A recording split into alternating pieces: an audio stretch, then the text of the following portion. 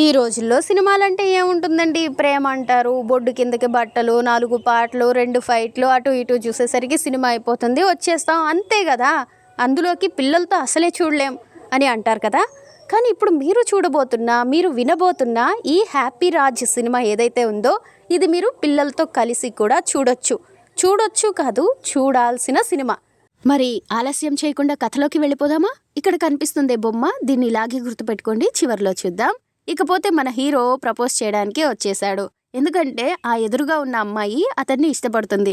అందుకే వెనక్కి తిరిగి చూడడం, నవ్వడం ఇలాంటివన్నీ చేస్తుంది. అందుకనే హీరో కూడా కాన్ఫిడెంట్ గా ప్రపోజ్ చేయడానికి వచ్చేసాడు. కానీ ఆ అమ్మాయి అంతా విని నేను నిన్ను పెళ్లి చేసుకోలేను అని చెప్తుంది. ఎందుకు అని అడిగితే మీ నాన్న గుర్రం గుడ్డులా ఉంటాడు అని నవ్వుతుంది. అంతేకాకుండా ఏ అమ్మాయి కూడా పెద్ద గుర్రం గుడ్డు కోడలుగా, చిన్న గుర్రం గుడ్డు పెళ్ళంగా ఉండడానికి ఇష్టపడదని, అదంతా జరగదని అలాగా ముఖం మీదనే చెప్పేస్తుంది. ఇక అక్కడితో మన ఆశలన్నీ చేజారిపోతాయి హీరోకి. ఇక అసలు ఆ పెద్ద గుర్రం గుడ్డు ఎలా ఉంటారో మనకి తెలియాలంటే సినిమాని 25 ఏళ్ల వెనక్కి తీసుకువెళతారు. మెల్లమెల్లగా ఆ హీరోని చూపిస్తారు. అది కూడా ఎలా అంటే ఒక పోస్ట్ మ్యాన్ లెటర్ తీసుకుని వస్తాడు. కరెక్ట్ పేరు పెట్టే పిలుస్తాడు. అంటే అడ్రస్ ఎక్కడండి అని అడుగుతారు. కానీ రిటర్న్ లో ఊర్లో వాళ్ళందరూ ఆయనకి గుర్రంగుడ్డు మాస్టారా, చూడండి పిల్ల కూడా ఎంత భయపడుతుందో అని అంటూ ఆయనకి, అంటే ఆ పోస్ట్ మ్యాన్ కి గుర్రం గుడ్డు అన్న పేరుని రిజిస్టర్ చేసేస్తారు. ఇక ఆయన పాపం అంతా అలసిపోయి ఈ అడ్రస్కి వచ్చిన తర్వాత గుర్రం గుడ్డు అని పిలుస్తాడు. ఇక అప్పుడు మనకు కూడా అసలైన గుర్రం గుడ్డు ఎవరు అన్నది ఇలాగా అద్దంలో కనిపిస్తారనమాట. స్టార్టింగ్ లో ఫన్నీగా ఉన్న, చివరికి వచ్చేసరికి ఏడిపిస్తాడు, అందంగా కనిపిస్తాడు. కావాలంటే మీరే వింటూ ఉండండి. ఇప్పుడు ఎవరైతే గుర్రం గుడ్డు అన్నాడో ఆయన చెంప చెళ్ళు అనిపిస్తుంది ఆ మాస్టర్ గారి భార్య. ఆ తర్వాత మాస్టర్ ని కూడా తిడుతుంది. ఏమని, మీకు ఎన్నిసార్లు చెప్పాను పిల్లల్ని కొట్టొద్దు, పిల్లల్ని తిట్టొద్దు అని, ఇప్పుడు ఏం చేశారో చూడండి అని ఈ లెటర్లు అయితే చూపిస్తుంది. అంటే ఆ స్కూల్ పిల్లలు ఈయన్ని వెక్కిరించడం కోసం ఇలాంటి బొమ్మలు వేసి వీళ్ళ ఇంటి అడ్రస్ కి పోస్ట్ చేశారనమాట. ఇక ఆ కోపంతో స్కూల్ కి బయలుదేరతారు. చాలా పెద్ద కర్ర అయితే తీసుకొస్తాడు, ఎవడు చేశాడు ఇది అని కనుక్కోవడానికి. అలా అందరి నోట్బుక్ లో చూస్తే ఒక పిల్లాడు దాంట్లో దొరుకుతుంది. ఇక వాడిని వాయిస్తా ఉంటాడు. అంతలో ఒక ఫోన్ కాల్ అయితే వస్తుంది. అది ఏంటి అని అంటే హాస్పిటల్లో వాళ్ళ వైఫ్ డెలివరీ అయ్యింది, బాబు పుట్టాడు అని. ఇక ఆ బేబీ ఎంత అందంగా ఉంటారంటే, ఇప్పుడు మనం చూస్తున్నాం కదా ఈ హీరో అన్నానే లెక్కల మాస్టరు, ఈయన పోలికలు ఒక్కటి కూడా ఉండవు, అంత చక్కగా ఉంటాడు. అందుకని చాలా సంతోషపడిపోతా ఉంటే ఓ తాగుబోతే ఆయన వచ్చి, ఇది నా బిడ్డ, అయినా నీకు ఇలాంటి బిడ్డ ఎట్ట పుడతాడు అని అడుగుతాడు. చిన్న గొడవ అవుతుంది, నర్స్ వచ్చి కసురుతుంది. ఆ తర్వాత ఈయన ఆయనకి పుట్టిన కొడుకుని చూసుకుంటాడు, వాడు వీడు. అలా కొడుకుని చూసుకోగానే నవ్వొచ్చేస్తుంది మన హీరోకి. హీరో అంటే గుర్రం గుడ్డు మాస్టర్కే. నిజం చెప్పాలంటే ఈ సినిమా కథలో హీరో అన్నది జీవి ప్రకాష్ అనే ఆయన, కానీ ఆ క్యారెక్టర్ అయినా ఆయనైనా హీరో కాదు. ఇప్పుడు మనం ఎవరైతే గుర్రం గుడ్డు మాస్టర్ అంటున్నామో ఆయనే హీరో. ఇలా ఎందుకన్నాను, కథ ముందుకు వెళ్లే కొద్దీ మీకే తెలుస్తుంది. ఇక ఇలా నెలల బిడ్డగా ఉన్నవాడిని సంవత్సరాల బిడ్డగా చేస్తారు. వాడు మెల్లమెల్లగా ఒక పాటలోనే పెద్దవాడైపోతాడు. చాలా అంటే చాలా సంతోషంగా ఉంటాడు అమ్మా నాన్నతో. అప్పుడు వాడికి వాళ్ళ అమ్మ అందంగా లేదని కానీ, వాళ్ళ నాన్న పొట్టిగా నల్లగా ఉన్నాడని కానీ ఎలాంటి బాధ ఉండదు. అంత స్వచ్ఛంగా నవ్వుకుంటూ నాన్నతో పనులు చేసుకుంటూ, ఇంకా నాన్నతో ఆడుకుంటూ, తాజ్ మహల్ దగ్గరికి తీసుకువెళ్ళు, నేను చూడాలి, నాకు ఇష్టం అని చెబుతూ, ఇలా ఎప్పుడూ కూడా అంత నాన్నతోనే ఉంటాడు ఆ స్కూల్కి వెళ్లే వరకు. ఇక్కడ ఒక్క మాట చెప్పాలండి, ఎప్పుడు కూడా తండ్రి కూతుళ్ళ బంధమే బంధము అన్నట్టుగా చెప్తూ ఉంటారు కదా, అంతకు మించిన ఏదో ఒకటి తండ్రి కొడుకుల బంధంలో ఉంటుంది. అయితే అందరి మగవాళ్ళు మంచి మొగుళ్ళు, మంచి తండ్రులు కాకపోవడం వల్ల ఆ ఎసెన్స్ ఎక్కడో మిస్ అవుతుంది అని నాకు అనిపిస్తుంది. ఇంకా తండ్రి కూతుళ్ళ బంధం లాగా బ్రతికున్నప్పుడు కంటే కూడా తండ్రి కొడుకుల బంధం చనిపోయిన తర్వాత అది బంధం ఉన్నట్టయినా, అది ఎంత గొప్పగా ఉంది అనైనా ఆ కొడుకు ఫీల్ అవుతా ఉంటాడు అని కూడా నేను చూశాను. అది ఎంతవరకు కరెక్ట్ అంటారో కామెంట్ చేయండి. ఇక మళ్ళీ మనం సినిమాలోకి వచ్చేద్దాం. ఇలా స్కూల్కి వచ్చిన తర్వాత టీచరు పేరేంటి అని అడుగుతాడు. మీ పిల్లోడు హ్యాపీ అని చెప్తాడు. ఆయన ఐడి కార్డు చూసి, ఓ నువ్వు గుర్రంగుడ్డు మాస్టర్ కొడుకువా అని నవ్వుతారు. ఆ చుట్టూ ఉన్న చిన్న పిల్లలకి ఏమర్థమైందో ఏమో గానీ చిన్న గుర్రంగుడ్డు అని క్లాస్ అంతా మాట్లాడుకుంటారు. అది వీడికి బాధ అనిపిస్తుంది. ఆ తర్వాత వేరే అమ్మాయి డైరీ మిల్క్ చాక్లెట్ ఇస్తుంది తన పుట్టినరోజుకి. వీడేం చెప్తాడు, చాక్లెట్ తీసుకునేటప్పుడు నేను కూడా నా పుట్టినరోజుకి నీకు డైరీ మిల్కే ఇస్తాను అంటాడు. అలా అని వాళ్ళ నాన్నని చాక్లెట్ తెచ్చి అని అడిగితే వాళ్ళ నాన్నేమో ఆశ చాక్లెట్ తెచ్చిస్తాడు. ఇక వాడికైతే చాలా బాధేస్తుంది. ఈ నాన్న ఎప్పుడూ ఇంతే, అడిగిందే తెచ్చివ్వడు అని చెప్పేసి వాళ్ళ నాన్న ఇచ్చిన గిఫ్ట్ కింద కొట్టేసి కొంచెం భయంగా నామోషిగానే స్కూల్కి అయితే వెళతాడు. ఆ పక్కన కూర్చున్న పిల్లకి ఆ చాక్లెట్ ఇస్తాడు. అంత చిన్న వయసులో ఆ పాపకి ఏం అర్థమైందో కానీ ఈ ఆశ చాక్లెటా, నాకు ఇది వద్దని చెప్పేసి ఇంకా సెకండ్ బెంచ్లో ఆ పక్కన బెంచ్లో ఉండే ఒక అబ్బాయి దగ్గరికి వెళ్ళిపోయి వాడిచ్చే 2 డైరీ మిల్క్లు తీసుకొని వీడిని వెక్కిరిస్తారనమాట. అలా వీళ్ళ నాన్న వల్ల ఫస్ట్ లవ్ ఫెయిల్యూర్ అవుతుంది ఈ పిల్లాడికి. ఇప్పుడు వయసుకు వచ్చేసారు కదా, అదే వీడికి గుర్తొస్తూ ఉంటుంది. ఇక ఈ అమ్మాయి ఏమో నువ్వు అందంగానే ఉంటావు హ్యాపీ, కానీ మీ నాన్న మాత్రం గుర్రం గుడ్డులాగే ఉంటాడు అని నవ్వుతుంది. వీడికేమో ఏడుపు వస్తుంది లవ్ రిజెక్ట్ చేసినందుకు. వెంటనే వర్షం కూడా వస్తుంది. తర్వాత ఇతను ఆ బాధలో తాగడానికి వెళ్ళిపోతాడు. అక్కడే ఉండే ఫ్రెండ్ కి తాగుతా తన చిన్నప్పటి విషయం చెప్తాడు. అదేంటంటే వేరే వాళ్ళ నాన్నల్ని చూస్తే నాకు చాలా భయం వేసేది. వాళ్ళంతా హైట్ గా మీసాలు అలా ఉంటే నేను దాక్కునేవాడిని, కానీ వేరే పిల్లలు మా నాన్నని చూసి నవ్వేవాళ్ళు, మా నాన్న నవ్వేలాగా అలాగ చేసేవాడు. అంటే అది బాధ, వేరే పిల్లల దగ్గర నేను చీప్ అయిపోతున్నాను అన్నట్లుగా. అలాగా మా నాన్న ప్రతి దాంట్లోనూ చాక్లెట్ తీసుకురాకుండా నా ఫస్ట్ లవ్ని ఇది చేశాడు, ఇంకొకసారి ఇంకొకటి. ఇప్పుడు ఏంటంటే ఈ గౌరీప్రియ ఎవరైతే మీ నాన్న అచ్చం గుర్రంగుడ్డులా ఉంటాడు అనిందో ఆమె లవ్ కూడా పోయింది. ఇలాగ మా నాన్న వల్ల అన్నీ నాకు నష్టాలే కష్టాలే అని అనుకుంటా ఉంటారు. అప్పుడే ఆ ఫ్రెండ్ ఏమంటాడంటే మీ నాన్న దగ్గర చాలా డబ్బులు ఉంది కదా, బిజినెస్ పెట్టుకోవాలి అని అడుగు, ఆ డబ్బులతో నువ్వు బిజినెస్ పెట్టుకొని ఏదో ఒకటి చేసుకో అలా చెప్తే వాళ్ళ నాన్నేమో ఇలా చినిగిపోయిన 100 ఇచ్చి, అది కూడా బిజినెస్ కనుక్కునేరు బ్యాంకులో వేయడానికి. అలా 100 రూపాయలు ఇచ్చి నేను కూడా చాలా బిజినెస్ చేశానురా, ఆ తర్వాతే బడిపంతులుగా సెటిల్ అయ్యాను, నువ్వు కూడా నీ చదువుకు తగిన జాబ్ ఒకటి చూసుకొని సెటిల్ అవ్వు అని చెప్తాడు. అలానే వాళ్ళ ఫ్రెండ్ కూడా ఏమంటాడంటే ఈ ఊర్లో అయితే ఎవరు పడరు, ఎందుకంటే మీ నాన్న గుర్రం గుడ్డు అని అందరికీ తెలుసు, అందుకని నువ్వు చాలా దూరంగా వెళ్ళిపో, మీ ఫ్యామిలీ గురించి చెప్పకుండా ఒక అమ్మాయిని పడేసి ఆమెనే పెళ్లి చేసుకుని వాళ్ళ ఇంట్లోనే ఉండిపో అని సలహా ఇస్తారు. ఇంతలో బెంగళూరు నుంచి లెటర్ ఆఫర్ వచ్చింది అని చెప్తారు. అందుకని ఇక్కడికైతే వచ్చేస్తాడు. వచ్చిన తర్వాత నుంచి అమ్మాయిల్ని చూస్తూ ఉంటాడు, కానీ ఒక్కొక్కరు ఒక్కొక్క రకము, భయపడతారు, బాధపడతాడు ఆ హ్యాపీ. ఆ తర్వాత అనుకోకుండా తన ప్రాజెక్ట్ లీడర్ గాను మేనేజర్ గాను వస్తుంది. వచ్చిన తర్వాత అలాగా హ్యాపీ ఆమెని చూసి, అంటే ఈమె నేను ఇన్ని రోజులు కలలో ఊహించుకున్న ఆమె అనుకొని ఆమెతో ఎలాగైనా కలవాలి అని అనుకుంటారు. ఇతను అనుకున్నట్టే ఆమె కూడా చాలా ఫ్రెండ్లీగా ఉంటుంది. అలా చాలా తక్కువ రోజుల్లోనే మంచి ఫ్రెండ్స్ లాగా, అంటే మంచి పరిచయం అయితే పెరుగుతుంది ఇద్దరి మధ్య. అయితే ఇక్కడ హ్యాపీ పల్లెటూరు నుంచి వచ్చినోడు, ఆయనకి 100 రూపాయల వాటర్ బాటిల్ అంటేనే షాక్ అయిపోతాడు. అలాంటి వాడిని తప్పకుండా మార్చాలి, అంటే కాన్ఫిడెన్స్ లేదు, ఇంగ్లీష్ సరిగా మాట్లాడలేకపోతున్నాడు అనేసి ఆ హీరోయిన్ కావ్య ఏం చేస్తుందంటే ఇతని స్టైల్ని, లుక్ని, మాటని అన్నిటినీ కూడా మార్చేస్తుంది. అలా అన్ని సినిమాల్లో లాగానే ఇక్కడ కూడా ఒకే ఒక పాటలో చాలా కాలం గడిచిపోతుంది. అందులో పల్లెటూరు అబ్బాయి నుంచి పట్నం అబ్బాయిగా మారిపోతాడు హ్యాపీ. అలానే ఆ అమ్మాయితో కూడా లవ్, అదే వాళ్ళ మధ్య బాండింగ్ అన్నది ఇదవుతూ ఉంటుంది. ఒకరోజు ఈ అబ్బాయిని అడుగుతుంది అనమాట, మీ అమ్మ నాన్న ఫోటో ఏది అని. వాడు ఇంకా కంగారు పడిపోయి బాత్రూంలోకి వెళ్ళిపోయి వాడి అమ్మ నాన్న ఫోటో చూసుకుంటా ఇది చూపిస్తే ఏమవుతుందో, చూపించకుండా ఎలా ఉండాలి అని బాధపడతాడు. తర్వాత ఒక ఫంక్షన్లో ఈ అమ్మాయి ఉంటుంది కదా కావ్య, వాళ్ళ అమ్మ నాన్న చాలా అందంగా ఉన్నారు కదా వీళ్ళు. అయితే వీళ్ళకి హ్యాపీ నచ్చుతాడు, ఆ అమ్మాయికి నచ్చుతాడు, ఆమె ప్రపోజ్ చేస్తుంది, వీళ్ళు కూడా పెళ్లి చేద్దాం అనుకుంటారు. అందుకని ఈ అబ్బాయి వాళ్ళ అమ్మా నాన్నని పిలిపించండి అని చెప్తాడు ఆ అమ్మాయి వాళ్ళ నాన్న. అది వినగానే హ్యాపీకి ఏం చేయాలో తెలియదు. ఇక ఏమీ చేయలేని స్థితిలో వీళ్ళే మా అమ్మా నాన్న అని ఫోటో అయితే పంపిస్తాడు హీరోయిన్కి. దానికి హీరోయిన్ ఎలా రియాక్ట్ అవుతుందంటే ఓకే పర్లేదు చాలా మంచిగా ఉన్నారు అని చెబుతుంది. అప్పటిదాకా అమ్మాయి ఎలాగ రిసీవ్ చేసుకుంటుందో అని చాలా టెన్షన్ పడతాడు. ఆ తర్వాత చాలా హ్యాపీ అయిపోతాడు. అయితే ఇక్కడికి గండం గడిచినట్టు కాదు కదా, అమ్మాయి వాళ్ళ అమ్మ నాన్నకు కూడా నచ్చాలి కదా వీళ్ళు. అందుకని అమ్మాయి చూపిస్తుంది, బాగానే ఉన్నారు, మంచివాళ్ళగానే ఉన్నారు అనేస్తారు. అంటే అమ్మాయి ఫ్యామిలీ నుంచి ఎలాంటి ప్రాబ్లం లేదు. అందుకని ఇక హీరో మళ్ళా ఊరికొచ్చి వాళ్ళ అమ్మతో చెప్పిస్తాడు, ఇలాగా ఉంది ఒక అమ్మాయి, మా దూరపు బంధువు అది ఇది అని. ఆయన తెలిసిన ఆయనే కదా, ఎంత దూరం ఏంటి, బెంగళూరు అంత దూరమా, అసలు పోలికలే లేవు నీకు ఆమెకే అని చెప్పేసి సరేలే అట్లాగే వెళదాము వాళ్ళ ఊరికి అని చెప్తాడు. అప్పటికి హ్యాపీ చెప్తానే ఉంటాడు, నువ్వు నేను అమ్మ చాలు ఇంకెవ్వరు వద్దు అని. అలా అయితే నేను చూపించిన పిల్లని చేసుకుందులే అని అంటారు. అందుకని సరే మీ ఇష్టం నాన్న, నేనే టికెట్స్ తీస్తాను అంటాడు. అయిపోతుంది. ఆ తర్వాత కొన్ని రోజులు గడిచాక ఇలా ఒక ఫంక్షన్ అయితే చేసుకుంటారు. ఈ కావ్య అని ఉంది కదా హీరోయిన్, వాళ్ళ అమ్మ నాన్న 25వ పెళ్లి రోజు అనమాట.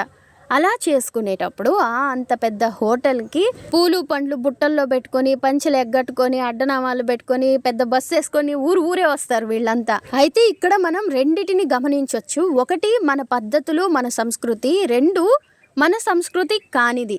అంటే ఇప్పుడు ఈ వెస్ట్రన్ కల్చర్ అంటారు కదా దీన్ని. ఇదేంటంటే చదువుకున్నోళ్ళు, తెలివైనోళ్ళు, నాగరికత తెలిసిన వాళ్ళు దీన్ని ఫాలో చేస్తూ ఉంటారు, మెయింటైన్ చేస్తూ ఉంటారు, లేదా ఇష్టపడతా ఉంటారు. అదే ఈ మన సంస్కృతి అనిపించుకునే ఈ పంచెలు కట్టుకోవడం, పూలైనా ఇంకొకటైనా, ఇదేంటంటే చదువు రాని, నాగరికత తెలియని పల్లెటూరి వాళ్ళు, తెలివి లేని వాళ్ళు, ఇలాంటి వాళ్ళు దీన్ని ఇష్టపడతారు, ఫాలో అవుతారు అన్నట్లుగా మనం అనుకుంటూ ఉంటాం. చాలామంది అదే కదా. అందుకనే ఈ సినిమాలో కూడా అమ్మాయి వాళ్ళ నాన్న చాలా చులకనగా చూసి కల్చరల్ బ్రూట్సా ఏదో ఆ పేరని తినిపోవడానికి వచ్చారు, అలాగా అడుక్కు తినేవాళ్ళు అన్నట్టుగా చాలా చులకనగా మాట్లాడతారు. అది హీరో వాళ్ళ నాన్న గుర్రంగుడ్డు మాస్టర్ విని పక్క రోజు పొద్దునే పంచాయతీ పెడతారు. అంటే పంచెలు కట్టుకొచ్చారు పల్లెటూరోళ్ళు, పైసా లేనోళ్ళు, అందుకే కడుపు నిండా మెక్కేసిపోయారు, ఇలాంటి చులకన చూపుతో ఉన్నారేమో, మీ ఆస్తి మా ఆస్తి చూద్దాము, ఇలా లెక్కలు వేసినా కూడా మాకంటే మీకే ఎక్కువ అప్పులు ఉన్నాయి, మీరు అప్పులు పెట్టుకొని ఇలాంటి ఇంట్లో ఉండి కార్లు ఇది మెయింటైన్ చేస్తారు, మేము అప్పు చేయకుండా పల్లెటూరులో ఉండి మా పని మేము చేసుకుంటూ మేము అలా ఉంటాము, ఆ మాత్రం దానికి ఏదో తినేసే వాళ్ళలాగా డబ్బులు లేని వాళ్ళలాగా మాకేం తెలియనట్టుగా చులకనగా చూడకండి, మీరు కోట్ వేసుకున్నారు మేము కోట్ వేసుకోలేదు అంతే తేడా అని చెప్పేసి వెళ్ళిపోతారు. అయితే లవ్ ఫెయిల్ అవ్వడం వల్ల పిల్లోడు ఏమైపోతాడో, మళ్ళా అమ్మాయిని కలుస్తాడో ఏమో అని చెప్పేసి పెళ్ళాన్ని పంపిస్తాడు. మీకెందుకండి, వాళ్ళిద్దరు కలవకుండా నేను చూస్తా, మీ పేరు నేను నిలబెడతా అని చెప్పి ఈవిడ కూడా బయలుదేరుతారు. అలా సిటీకి వచ్చిన తర్వాత కొడుకుతో అన్ని కొనిపించుకుంటా, హ్యాపీగా వంట చేసి పెట్టుకుంటా, చుట్టుపక్కల వాళ్ళతో మంచిగా మాట్లాడతా, డాన్స్లు యోగాలు అన్ని చేసుకుంటా బాగుంటది. అట్లా ఒక రోజు షాపింగ్ వెళ్తుంది, తిరిగి వచ్చేదానికి క్యాబ్ ఉండదు, ఎలా అని టెన్షన్ పడతా ఉంటే దారిలో ఈ అమ్మాయి ఎవరైతే కాబోయే కోడలు ఉండిందో ఆమె పరిచయం అవుతుంది. వాళ్ళని తిని ఇంటికే పిలుస్తుంది, మీరు పబ్కి వెళ్ళి చేసుకునేది మా ఇంట్లో చేసుకోండి అని. వాళ్ళు కూడా వస్తారు, ఇలా తాగుతారు, ఈవిడికి తాగిస్తారు. ఇలాగ తాగడం ఏదో గొప్ప విషయం అలాగా అనుకోకండి, దీని వెనకున్నవి మాట్లాడుకోవాలి మనం ఎప్పుడైనా. అంటే మేమేం తక్కువ, మేము తాగితే ఏంటి, ఇలాంటి ప్రశ్నలు కాకుండా ఎందుకు తాగాలి అన్నట్టు మాట్లాడుకుందాం. అయితే ఆ తర్వాత ఈ హ్యాపీ అది గమనించి వాళ్ళ అమ్మని ఊరికి పంపించేస్తాడు. ఆ తర్వాత అమ్మాయి కూడా ఈ పట్టీలు తిరిగి ఇచ్చేస్తుంది కదా, మళ్ళీ తీసివేసుకుంటుంది. అది గమనించి లవ్ యాక్సెప్ట్ చేసిందని వీళ్ళిద్దరూ సారీలు చెప్పుకొని మాట్లాడి వాళ్ళ నాన్నని కూడా కలిసి సారీ చెప్తారు. అప్పుడు వాళ్ళ నాన్న ఏమంటాడంటే, నాకు మీ నాన్న నుంచి సారీ కావాలి, అలా ఆయన సారీ చెప్తే నేను మీ పెళ్ళికి ఒప్పుకుంటాను అంటారు. అదే విషయాన్ని వాళ్ళ అమ్మకి చెప్తే నువ్వు రారా అదెంత పని అంటది. వచ్చిన తర్వాత ఏమో వీళ్ళ నాన్న, అమ్మాయి వాళ్ళ నాన్న సంస్కృతి పేరుతో ఇంకొక పేరుతో మనల్ని చులకన చేశారు, మన ఊరు వాళ్ళందరినీ చులకన చేశారు, కాబట్టి వాళ్ళ నాన్న సారీ చెబితే నేను ఒప్పుకుంటాను అంటాడు. ఇక ఇద్దరు పెద్దోళ్ల మధ్యలో ఈ పిల్లల ప్రేమ ఏమవుతుంది అన్నది కథ. సరే అటు చేసి ఇటు చేసి ఆ పల్లెటూరు ఆయనే సారీ చెప్తారు మీరు అక్కడికి వస్తే అన్నట్టుగా మాట్లాడతారు. అప్పుడు ఈ అబ్బాస్ ఏమంటారు, నేను వెళ్ళను, నాకెందుకు, వాళ్ళే ఇక్కడికి వచ్చి చెప్పాలి అని అంటారు. ఎలాగోలాగా వాళ్ళ వైఫ్ కూడా కన్విన్స్ చేస్తుంది, కానీ కన్విన్స్ అవ్వడు. ఇక వాళ్ళ పాప పల్లెటూరు ఈ డ్రాయింగ్ చూసి సరే ఆ పాప కోసమని ఇలాగ వస్తారు. వచ్చినప్పటి నుంచి ఎప్పుడెప్పుడు సారీ చెప్తారా అని ఈయన చూస్తూ ఉంటాడు. వీళ్ళు సారీ చెప్తే ఇటు నుంచి ఇటే వెళ్ళిపోవాలని అబ్బాస్ అనుకుంటా ఉంటారు. ఆ మధ్యలో చాలా కామెడీగా ఉంటుంది. అంటే ఈయన సారీ ఆయన చెప్తారు అనుకుంటారు, ఆయన ఈయన చెప్తారు అనుకుంటారు, కానీ ఇద్దరు ఎవరు చెప్పడానికి విల్లింగ్గా ఉండరు. కానీ హ్యాపీ ఏంటంటే వీళ్ళ నాన్నతోనే సారీ చెప్పించేయాలి అని చాలా ప్లాన్లు అయితే వేస్తూ ఉంటారు. కానీ ఒక్క ప్లాన్ కూడా వర్కౌట్ అవ్వదు. వీళ్ళ నాన్న అంటే గుర్రం గుడ్డు అబ్బాస్కి ఒక్కసారి కూడా సారీ చెప్పడు. అసలు వీళ్ళు సారీ చెప్తారా లేదా అనుకుంటా ఉంటాడు అబ్బాస్. అలాగా కొంచెం ఫన్నీ సీన్లు అయితే వస్తాయి, చాలా బాగుంటది చూడ్డానికి. ఇక వీళ్ళకి పెళ్లి రోజు చేసుకుంటారు వీళ్ళు కూడా. మీరు గమనిస్తే ఇక్కడ 2 పెళ్లి రోజులు జరిగాయి. ఒకటేమో వెస్ట్రన్ కల్చర్లో, ఇంకొకటేమో ట్రెడిషనల్ కల్చర్లో. అమ్మాయి వాళ్ళ అమ్మ నాన్న డాన్స్ చేయడం, అది ఇక్కడ కూడా డాన్స్ ఉంది, ఇక్కడ కూడా పువ్వులు ఉన్నాయి. కానీ అక్కడ ఎవరో వడ్డిస్తే మనం తింటాం, ఎవరో పాటలు పెడితే మనం డాన్స్ చేస్తాం, ఎవరికి వాళ్లేగా ఉంటాం. కానీ ఇక్కడ అందరూ ఒకటేలాగుండి ఒకరికొకరు వడ్డించుకుంటా, ఒకరికొకరు పూల దండలు మార్చుకొని ఇట్లా అంతా ఉంటుంది. ఇది కూడా మనం గమనించవచ్చు. ఇలా పెళ్లి వేడుక అయిపోయిన తర్వాత చిన్న పాప ఉంది కదా, హీరోయిన్ చెల్లి, ఆమెకి ఆరోగ్యం బాగాలేకుండా వస్తుంది. అప్పుడు అబ్బాస్ వాళ్ళ ఆవిడ బాధపడతారు, భయపడతారు. పల్లెటూరులో డాక్టరే ఉండరు కదా, ఎట్లా ఏంటి అనుకుంటా ఉంటే ఒక వైద్యుడు వస్తాడు, ఆమె నార్మల్ అయిపోతుంది, వీళ్ళు హ్యాపీ ఫీల్ అవుతారు. ఇలాంటి సిచ్యువేషన్ అంతకుముందు కూడా వస్తుంది. అయితే అప్పుడు వాళ్ళే చూసుకుంటారు. పట్టణంలో ఎవరు వస్తారు? అదే పల్లెటూరు అనుకోండి, అంతా గుంపుగా వచ్చేసి అమ్మాయికి ఏం కావాలో చూసుకొని ఇట్లా చేశారు. అయితే ఇప్పుడు మెల్లమెల్లగా పల్లెటూరులో కూడా పట్నం వాసన తగులుతున్నట్టుంది. ఎవరి పని వాళ్ళే, ఎవరి కష్టం వాళ్ళే పడుతూ ఉన్నారు. ఇంకా అందరి కష్టంగా భావిస్తూ అన్ని పనుల్లో ఒకటిగా ఉండే పల్లెటూరోళ్ళు కూడా కొంతమంది ఉన్నారు. సరే, ఇది అయిపోయిన తర్వాత తెల్లారి వీళ్ళిద్దరూ కూడా స్నానం చేసుకోవడానికి ఏటుగట్టుకొస్తారు. అప్పుడు గుర్రంగుడ్డు మాస్టారు అబ్బాస్ని అడుగుతాడు, మీ అమ్మా నాన్న ఏంటి, మీ బ్యాక్గ్రౌండ్ ఏంటి, ఎలాగా అని. అప్పుడు ఈయన ఏం చెప్తాడంటే, మేము చాలా కష్టాలు పడ్డామండి, మా కూతురు పుట్టిన తర్వాత మాకంతా కలిసి వచ్చింది, మాది సింపులే అని చెప్తారు. ఆ తర్వాత గుర్రంగుడ్డు మాస్టర్ని అడుగుతారు, మీ బ్యాక్గ్రౌండ్ ఏంటి, మీ అమ్మా నాన్న ఎవరు, మీ సంగతి ఏంటి అని అడుగుతాడు. దానికి గుర్రంగుడ్డు మాస్టరు చాలా ఆనందపడిపోయి వాళ్ళ నాన్న పేరు తిమ్మన్న అని, ఆ తిమ్మన్నకి కాళ్ళు లేవు అని, ఆయన ఒక్కడికే కాదు వాళ్ళ తోబుట్టువులకు కూడా అంగవైకల్యమే, అలాంటి అంగవైకల్యంతో వాళ్ళ పనులు చేసుకుంటూ పెళ్లి చేసుకుంటారు. అప్పుడు వీళ్ళకి ఒక బిడ్డ పుడతారు. అయితే ఆ బిడ్డ అంగవైకల్యంతో పుట్టారా లేదా, వాళ్ళ కాళ్ళు ఎలా ఉన్నాయి, వాళ్ళ కాళ్ళ మీద వాళ్ళు నిలబడగలుగుతున్నారా లేదా అని మొదట ఆ తిమ్మన్న బిడ్డ కాళ్ళనే చూస్తాడు. అదృష్టం కొద్దీ ఆ బిడ్డకి ఏమీ కాదు, ఆ బిడ్డే మన గుర్రంగుడ్డు మాస్టారు. అయితే ఈయన ముద్దుగా పెరగడం వల్ల బొద్దుగా అయ్యారో ఏమో కానీ ఆ ఊరి వాళ్ళందరూ మాత్రం ఈయన్ని గుర్రంగుడ్డు అని పిలవడం మొదలుపెట్టారు. కానీ ఇతను అవేవి పట్టించుకోకుండా బాగా చదువుకొని టీచర్ అయితే అయ్యారు. టీచర్ అయిన తర్వాత ఆస్తి కూడా, అంటే వాళ్ళ అమ్మ నాన్న అంగవైకల్యం అని, చదువు రాదని, సో వేరే వాళ్ళు వీళ్ళ ఆస్తిని ఇది చేస్తారు. కానీ ఇతను మళ్ళీ ఆ కేసు గెలిచి ఆస్తిని వెనక్కి తీసుకుంటారు. అంతేకాకుండా వాళ్ళ నాన్న నడవలేడు కాబట్టి భుజాల మీద ఎక్కించుకొని ఊరంతా తిప్పుతారు. అప్పుడు జనాలందరూ కూడా వాళ్ళ నాన్నని తలెత్తుకొని చూస్తారు. అలా సంతోషపడిపోతూ చెబుతూ ఉంటాడు. ఇంకా ఏం చెప్తాడంటే, అప్పట్లో అయితే మా నాన్న మా అమ్మ అని అనుకునేవాళ్ళు, కానీ ఈ రోజు పిల్లలు ఎలా తయారయ్యారంటే ఈ కల్చర్ పేరుతో అయినా, ఇంకొక దాని పేరుతో అయినా, అదైనా ఇదైనా, అమ్మా నాన్న బయట సొసైటీకి తగినట్టుగా లేకపోతే, లేదంటే వేరే వాళ్ళ అమ్మా నాన్నతో పోల్చుకుంటే తక్కువగా ఉంటే ఆ అమ్మా నాన్నని చులకనగా చూడడం, లేదా బయట వేరే అంకుల్ ఆంటీలనైనా బూమ్రాంగానో ఇంకొకటనో పేర్లు పెట్టేయడం, అంటే బయట లుక్ బట్టి క్యారెక్టర్ డిఫైన్ చేసి, లేదంటే వాళ్ళని అలాగా ఏదో ఒక పేరు పెట్టి పిలిచేసి, ఇదా సంస్కృతి. అలా అమ్మ నాన్నల్ని తక్కువ చేయడమైనా, లేదా బయట వాళ్ళని పెద్దవాళ్ళని అగౌరవంగా మాట్లాడడమైనా, ఇది అడ్వాన్స్డ్ కల్చర్ అనిపించుకుంటుందా, ఇది నాగరికత అనిపించుకుంటుందా అని అబ్బాస్ని అడిగేసి ఇక ఇంటికైతే వస్తాడు. ఇంటికి వచ్చిన తర్వాత ఒక అమ్మాయి ఉంటుంది. ఆ అమ్మాయి ఏంటి, అందంగా ఉన్నాడు అని పై లుక్స్ చూసి చేసుకుని ఉంటుంది. వాడితో టార్చర్ భరించలేక చచ్చిపోలేక ఇప్పుడు పుట్టింటికి వచ్చి ఉంటుంది.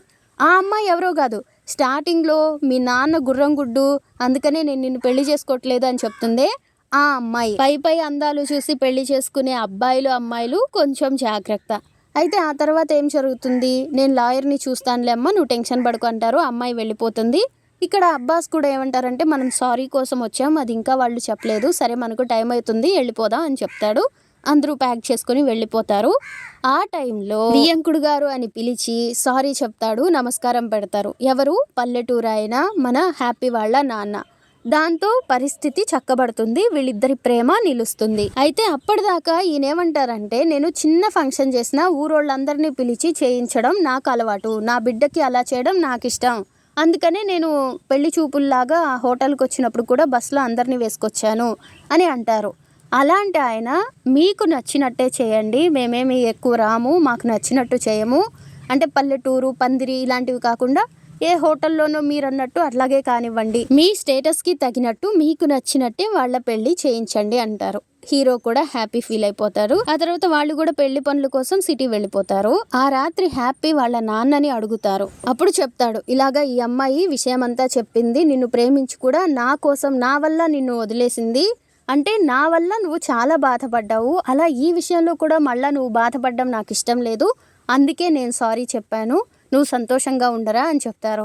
అలానే నేను అందంగా లేనని నువ్వు బాధపడి ఉండొచ్చు, కానీ నా కొడుకు అందగాడు అని నేను చాలా మురిసిపోయాను అని కూడా చెప్తారు. ఆ తర్వాత హైలైట్ పాయింట్ ఏంటంటే, అసలు గుర్రం గుడ్డు పెడుతుందా, ఎవడో ఎక్కడో ఒక్కడు గుర్రం గుడ్డు అని మొదలు పెడితే దాన్ని జనం అందరూ ఎందుకు అనాలి, ఒక్కడు కూడా ఎందుకు నా పక్షాన నిలబడలేదు, అంటే ఆయనేంద్ర గుర్రంగుడ్డు, ఇప్పుడు ఆ గుర్రంగుడ్డు అని పిలవకపోతే ఏమవుతుంది, ఎందుకు పిలుస్తున్నారు, ఇలా ఒక్కరు కూడా ప్రశ్నించలేదు.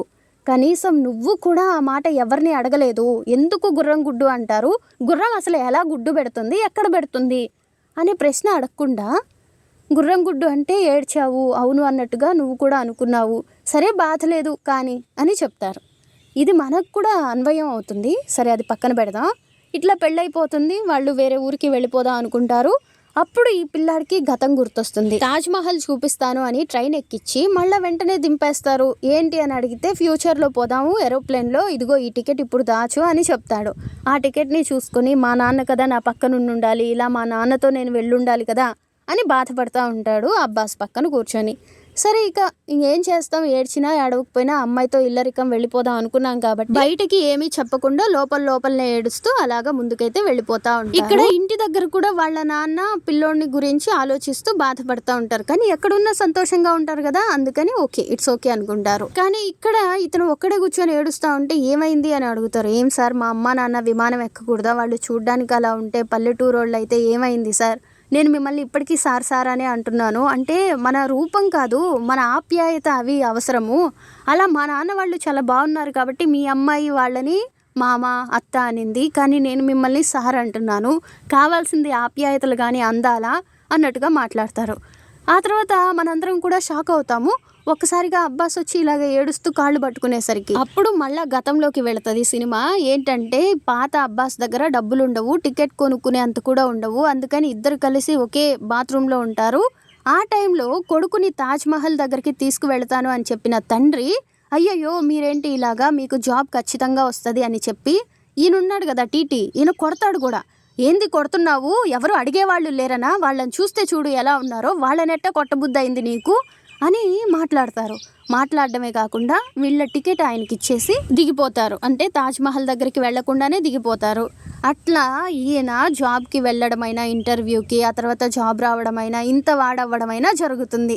అదంతా గుర్తొచ్చి మీరే కదా అప్పుడు అలా చేసింది గుర్తు తెచ్చుకొని అలాంటి ఆయనని ఎన్ని మాటలు అన్నాను అని తలుచుకొని ఏడుస్తారు, బాధపడతారు. అలా ఇద్దరి పెద్దోళ్ళు ఒకరికొకరు సారీ అయితే చెప్పేసుకుంటారు. కానీ ఇక్కడ మన హ్యాపీకి గతం గుర్తొస్తుంది. మా నాన్న ఎంత గొప్పోడు కదా, చూడ్డానికి అందంగా లేకపోయినంత మాత్రాన దేంట్లో తక్కువ అని ఆలోచిస్తూ ఉంటాడు. అప్పుడు చిన్నప్పుడు చాక్లెట్ అడుగుతాడు కదా, నాకు చాక్లెటే కావాలి నాన్న అని, అది ఆయన చిన్నప్పుడే ఇస్తాడు, కానీ వీడు చూసుండడు. అయితే ఇక్కడ వచ్చిన డౌట్ ఏంటంటే ఇలాంటి చాక్లెట్లు ఆ రోజుల్లో 25 ఏళ్ల క్రితం ఉండేవా?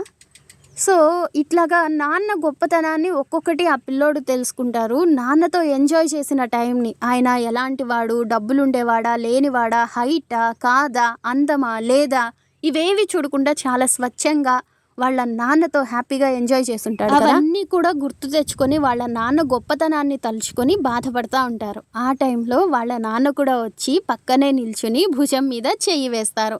అసలు ఈ మొమెంట్ ఉంటుందండి, అబ్బా అది నాన్న అనేవాడు కొడుకు భుజం మీద చెయ్యి వేసి, అది ఏ వయసులో అయినా పక్కన నిల్చొని భుజం మీద చెయ్యి వేస్తే చాలు ఎక్కడ లేని కొండంత అండలాగా అనిపిస్తుంది. అంటే అది భర్త భార్య మీద వేసినా, తల్లి కొడుకు మీద వేసినా, లేదా తండ్రి కూతురు మీద వేసినా, తల్లి కొడుకు మీద వేసినా రాదు.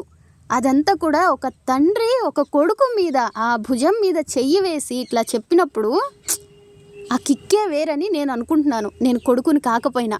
మరి మీకేమనిపిస్తుందో కామెంట్ చేయండి. ఇలా సినిమా అయితే అయిపోతుంది. స్టార్టింగ్లో తను ఒక చైన్ లాకెట్ తీసుకొస్తారు కదా, అది తన చేతి నుంచి జారిపోతుంది. అది ఇక్కడ ఉంది కదా, నాన్న భుజాల మీద ఉన్న కొడుకు ఆ బొమ్మకి ఉంటుంది.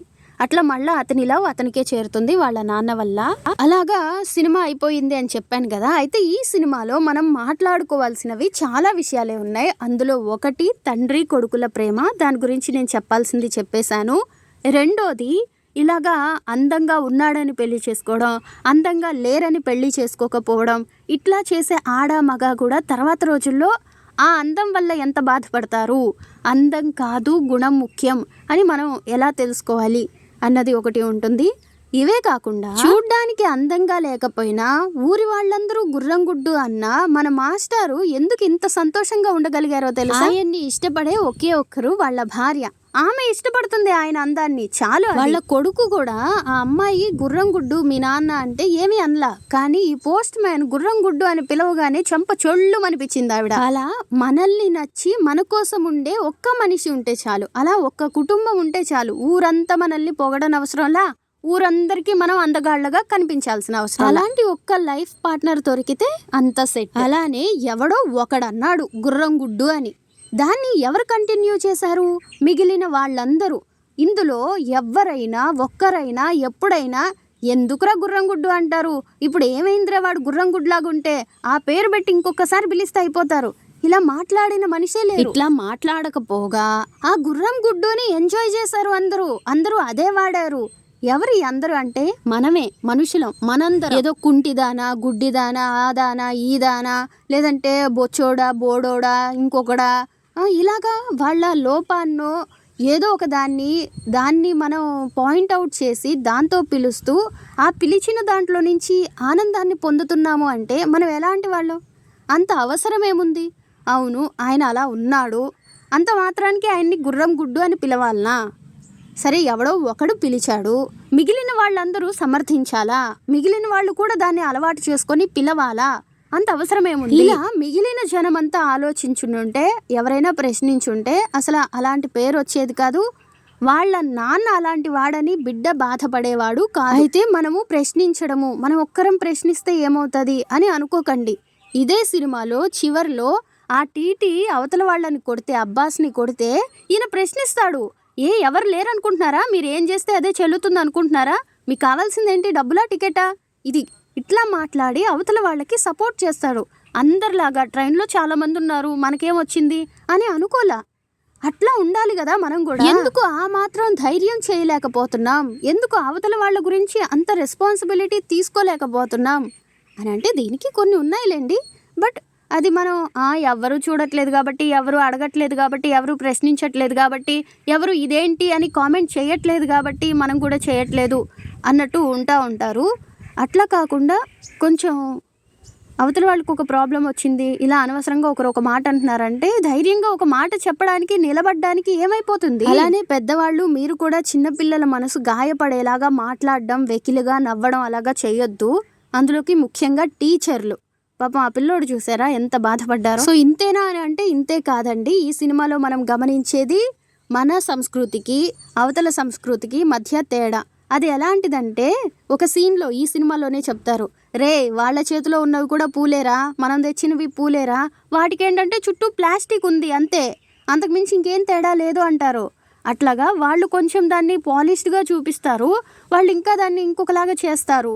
అంతకుమించి మనం ఇంట్లో డాన్స్ చేసిందే వాళ్ళు చేస్తారు, మనం తినిందే వాళ్ళు తింటారు, అయితే కొంచెం స్టైల్. అలానే ఆ డబ్బులుండే వాళ్ళు కూడా ఇక్కడి నుంచి కష్టాల్లో నుంచే పోయారు. ఆ కష్టాలని వాటిని మర్చిపోయి ఈ రోజు ఏదో రేంజ్ మారిపోయిందని ఇంకొకరిని చులకనగా చూడడం అట్లా చేయకూడదు కదా. అలానే ఇదే సినిమాలోనే ఇంకొక ఇది ఉంటది. అక్కడ ఏంటంటే మన హ్యాపీ మాట్లాడతాడు వాళ్ళ లవర్తో, ఏమని, మీ అమ్మ ఉన్నంత స్టైల్గా మా అమ్మ ఉండలేదు, ఎందుకంటే 24 గంటలు వంటింట్లోనే ఉంటుంది. మీ నాన్నలాగా మా నాన్న మెయింటైన్ చేయలేడు, ఎందుకంటే ఆయన పొలంకి వెళ్ళి పనిచేస్తాడు, కాబట్టి ఆయన నల్లగానే ఉంటాడు. దాన్ని బట్టి మీరు ఎలాగ డిసైడ్ చేస్తారు? దాన్ని బట్టి ఎందుకు వాళ్ళని తక్కువగా చూస్తారు అని ప్రశ్నిస్తాడు. అట్లాగా మనం పల్లెటూరు వాళ్ళు కూడా ఏసీలో ఉండి నైస్గా ఉండి ఇట్లా ఉంటే వాళ్ళు ఒక రకంగా ఉంటారు. కాకుండా పొలాల్లో తిరుక్కుంటా పని చేసుకుంటా 24 గంటలు వంటింట్లో పడి ఏడిస్తే ఎట్లా ఉంటారు? మరి ఆ మాత్రం దానికి నున్నగా ఉండే వాళ్ళకు ఒక రెస్పెక్టు, ఇలాగ కాస్త నల్లగా ఉండే వాళ్ళకి ఇంకొక రెస్పెక్టు ఇవ్వడం ఏంటి? వాళ్ళ రంగుని బట్టి వాళ్ళని డిసైడ్ చేసి చులకన చేయడం ఏంటి? అది కూడా ఒకటి ఉంటుంది. ఇలా చాలా ఉంటాయండి. ఈ సినిమాని మీరు టైం ఉంటే చూడండి, లేదంటే పర్లేదు.